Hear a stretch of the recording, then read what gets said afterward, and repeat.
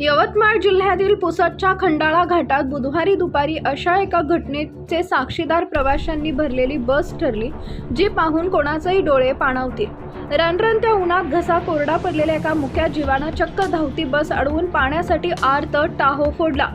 हा केवळ एका माकडाचा हट्ट नव्हता, तर निसर्गाच्या भीषण संकटानं गांजलेल्या वन्यजीवाच्या जगण्यासाठी सुरू असलेला संघर्ष होता।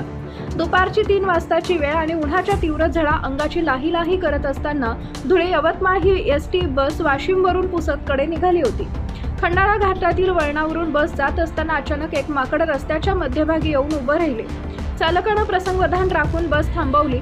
सुरुवातीला माकडाला बाजूला करण्याचा प्रयत्न झाला, पण ते माकड तिथून हटायला तयार नव्हते। ते मदतीसाठी जणू काही बसला विनवणी करत होते। बसमधील प्रवाशांच्याही लक्षात आलं की माकड भुकेलेलं नसून प्रचंड तहानलेलं आहे। एका प्रवाशानं खिडकीतून पाण्याची बाटली पुढे केली। माकडानं ती बाटली हातात घेऊन घटाघट पाणी पिण्यास सुरुवात केली। हे पाहून जंगलातील इतर माकडंही हळूहळू रस्त्यावर आली। ही माकडं पाण्यासाठी किती व्याकुळ झाली होती हे त्यांच्या धडपडीतून स्पष्ट दिसत होते। प्रवाशांनीही संवेदनशीलता दाखवत आपल्या जवळील पिण्याच्या पाण्याच्या बाटल्या या मुक्या जीवांना रिकाम्या केल्या।